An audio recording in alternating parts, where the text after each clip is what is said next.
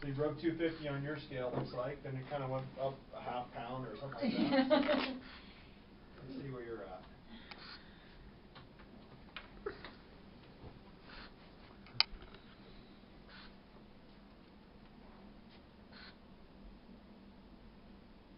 $250 even. That's good. We'll take it. Yeah, my scale at home said 258 or 248 this morning. But yeah, the other day, the last couple of days, I don't know. Well, we know there's a couple pound difference between you, so. Yeah.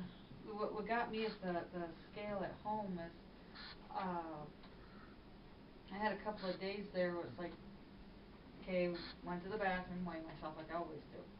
Went and did something, hadn't gotten around to eating yet, had to go again.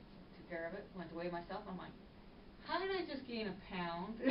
Yeah, the problem with scales is they have a, you know, according to like technology, a 2 to 3% variance is typically generally accepted within, you know, device categories. So, you know, you can get it under 1%, you're doing good and consistently. So, you know, again, what we talk about is typically 97 to 98, maybe upwards of 99% valid or repeatable, then is good, right? Obviously, if you think of 1% of 250, that's 2.5 pounds, right? So you're under that 1%.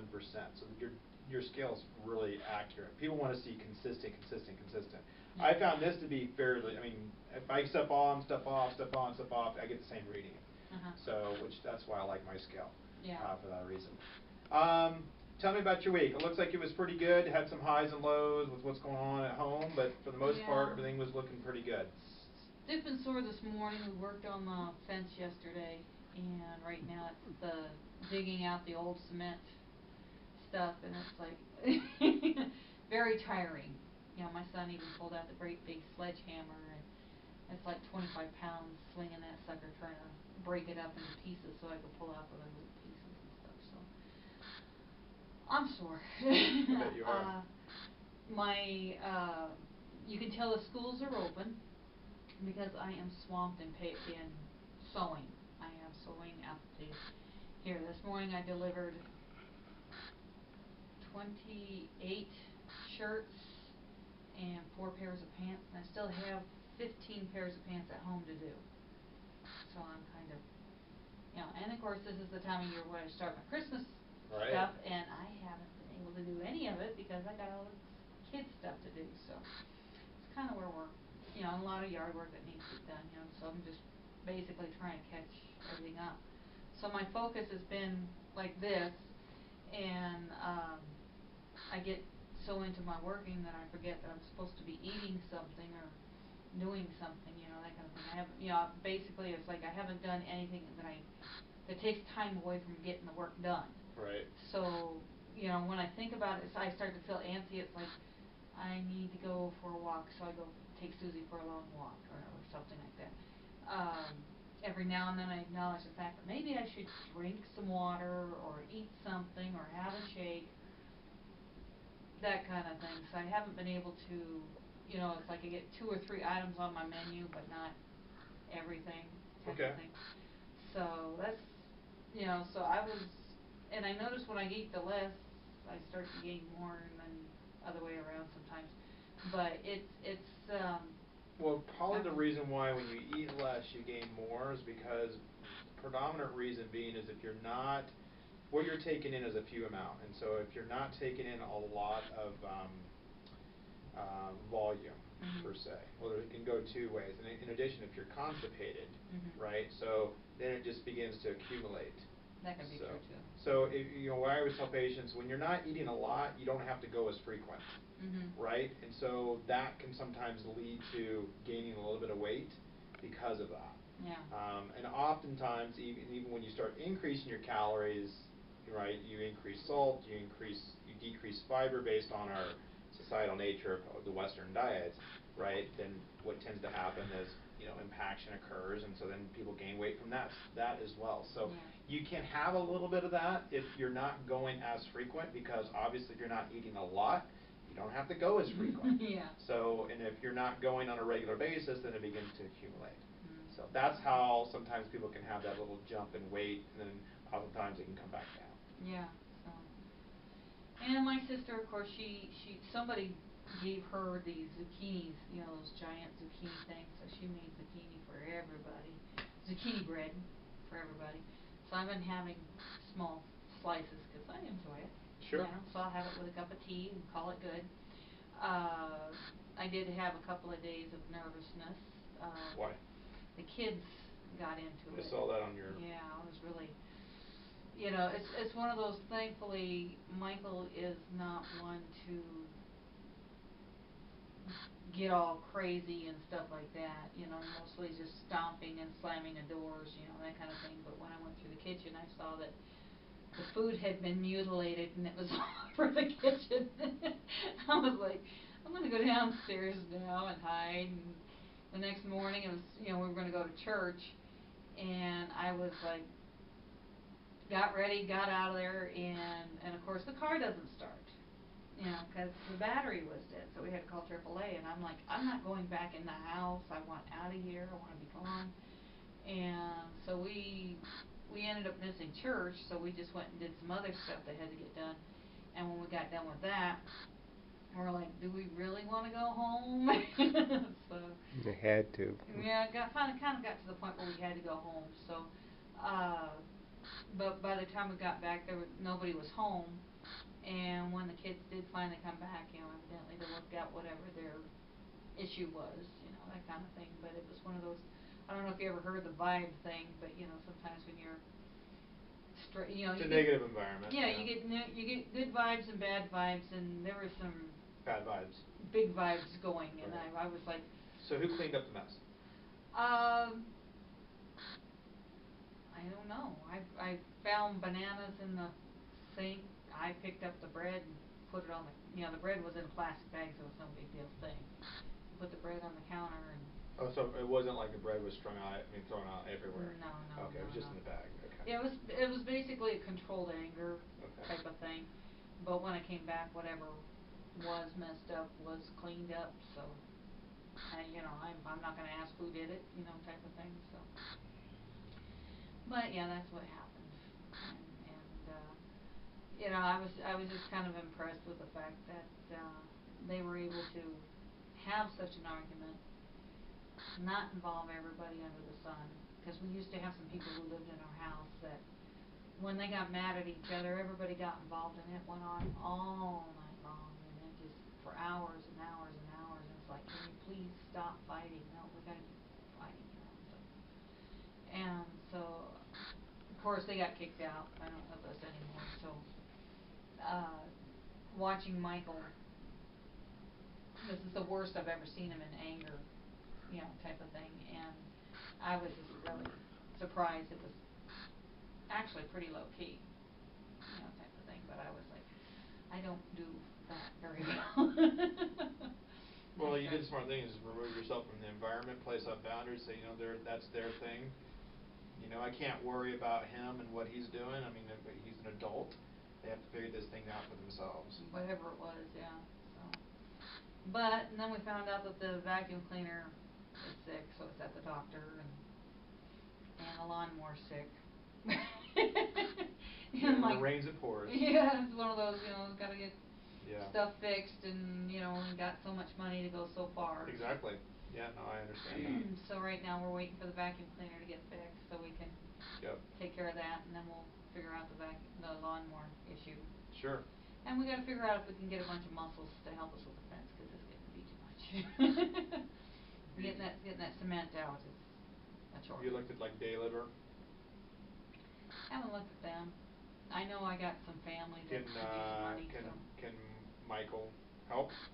He's been helping. He has been, okay. Yeah, matter of fact, he got online on YouTube and did some homework to find out if there's an easier way to get this job done, because it's, you know, considering he's a great big muscle walking, he's a great big walking muscle, let's just face it, and it's a challenge for him, and it's killing us, you know. So I spent the whole day, we spent one whole day just trying to get the one hole. We got one of the cylinders out, but there was a second one, and unfortunately it's connected to the neighbor's base. Oh. And so I'm trying to break that one. Here I am with a small sledgehammer, banging the death out of that thing, taking chunks out as I can. And of course I have to keep digging to get more of that out, because I got to be able to get the post all the way down in the position where it needs to be. And so Michael went in there with a sledgehammer, and after I did all the digging and stuff like that, he went in there with a sledgehammer and made pretty short order of that cement block thing. Okay. Like, I don't know, about a half a dozen whacks, and the next thing I know, I'm taking chunks out that I can handle. With the next post or something. Yeah, it was kind of scary. And the one he's got working on now, it's like, there's a post right there, but as he's digging, there's like a second cylinder, and it looks like it's connected to the first one. A little bit. Is there a third one in there? That I'm not sure on. It's okay, so so that one's going to be, you're talking almost 200 pounds of cement. Right. That's got to come out. And obviously we can't lift that up, so we're going to have to dig down and get as much of the dirt away from it, and then probably have Michael go at it with the sledgehammer and break it down so we can get the pieces out. So Okay. he could probably lift the thing out of there with no problem, but he did online. He found out if he had a chain and a jack, he could probably he could use a 4x4 to lift the sucker out, out of the dirt, and then he could probably move it after that point. Yeah, he's pretty strong. I know he used to work out with about 300 pounds, so lifting a 200-pound piece of cement shouldn't be that big a deal for him. So. Okay. So what are your plans for the weekend? You got Labor Day coming up. You're working. He's working for the holidays, so, and catching up on my sewing, catching up on my videos. Now that we're back from VidCon, I'm trying to stay on top of doing the videos, because it's basically becoming my job, and I have to network with other people. And so I just got an assignment that's going to be kind of weird. I'm supposed to answer 7 random things that you didn't know about me. And I'm like, pretty much I'm an open book. Everybody knows everything about me. I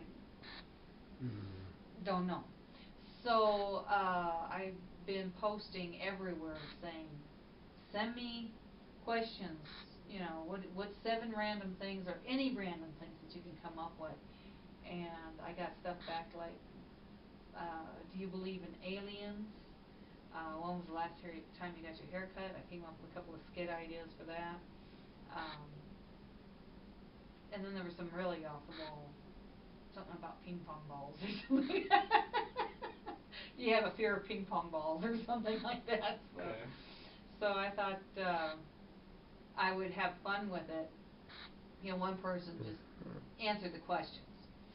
What I plan to do is like a skit thing, like, when was the last time you got your hair cut? So I grabbed some scissors and cut my hair, and says, just now. I was thinking I need to get these bangs cut anyway, so I cut off what I don't want. And that's usually what I do if I want to get my hair done. Right. I cut off what I don't want, and then I go to the beauty shop and say, okay, clean it up, make it look good. Makes it easy. Makes it easy for them. It makes it easy for them, and it makes it easier on me, because I get more of what I want versus, I every now and then I get these weird people that just, you'll look lovely this way, and I can't stand, they think I look cute, but I can't stand it. So, that's pretty much what I've been doing. You're on autopilot. Yes, I am. Focus, doing what you need to do, focus, doing what you do. You get all these other things you're doing, which is good, but you're still focused on what you need to be doing. Right? So, which is good. Yeah. And he pulled me away for a movie yesterday. You need to get out of the house. Okay. So here's what I want to do. I want to go one more month of weekly visits. Okay. Okay? In October. I want to see how you did in September. Okay. But in October, my plan is to take you back to twice a month. Okay. Okay? Now the thing about that is you are in the 60s, right? You're 63 pounds down. Okay. The goal is to get to 70 pounds down by the time that happens. Okay. right? Because I really want to focus on, so if we focus by the end of the year, if we go 70 by the end of September, which I think is going to happen, probably you can get probably closer to 75 pounds, right? Because you're 12 pounds away from that, right? That's a push, but I think you can get to 10. So between 70 and 75 pounds down, right? You're only going to be 25 to 30 pounds away from 100 pounds, right? Yeah. So I really want to make a push this month to get you to between 25 to 30 pounds away from that goal, Okay. right? Because then by the end of the year, you would have 3 months.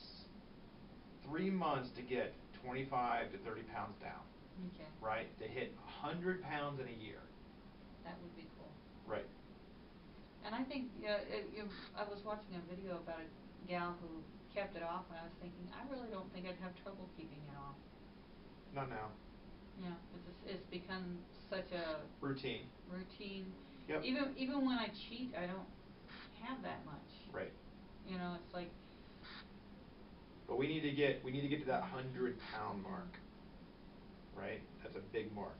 Yes. First one is you got past the 50. Now we got to get to 75. 75 is the next big hurdle. Okay. Then once you cross that, it's smooth sailing from 75 to 100. Okay. But the hard aspect is 50 to 75. Okay. Right. I'll believe you. Okay. I believe you. You're doing great. You're doing great. I'm going to try really hard. So we're going to get another picture by the end of September, and we're going to mirror them. Okay. Right, so you can see what you did at losing 50, losing 75, so you can see that trend. Okay. Okay, but you're doing great. I'm proud. Oh, these are another pair of skinny pants I haven't worn in forever. What'd the Colonel say? The Colonel. When I delivered all those uniforms for the school, it's for an ROTC program over there, and the Colonel told me that I looked different because he hadn't seen me all summer, and so he was asking me about my summer, and he says, "You look really good. You lose a couple pounds," and I was like, "Yeah, sort of." So, well, I told him I lost a couple of pounds. He says, "You look like you lost more," is how it went. And so I told him what all's been going on. He knew I was trying to lose weight before the summer. So he was telling me how I looked like I had more sun, and I looked healthier, stuff like that. Mhm. So he was pretty pleased with what he saw. Yeah, I should thought be. it was kind of cool. You're doing good. And then he gave me a $40 Advance, you said? advance Oh, good. on the order. So yeah, it's like, well, shoot. I was trying to figure out, now, how much do I charge you for pants? Because, what I charge the school and what I charge people are two different prices. So I was trying to remember, it was like around $4 or something like that. So I was like, okay, we got 18 pairs of pants and 25 shirts. And he says, well, here's $40 as an advance, because I hadn't made up the bill yet. Let me know if I owe you something. I was like, okay. Well, you're doing good.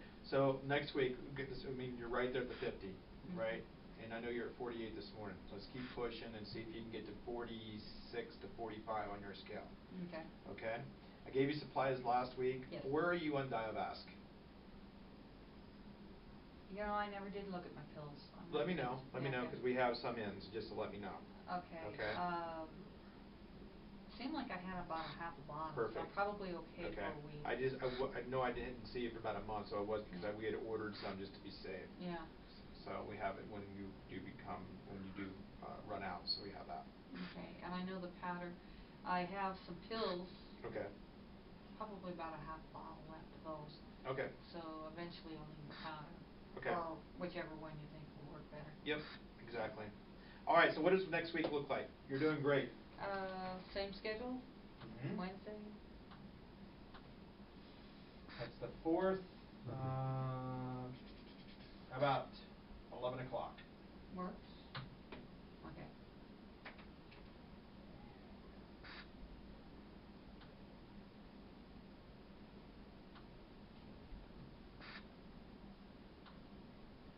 No, I just have to make sure they don't schedule me for overtime on that day.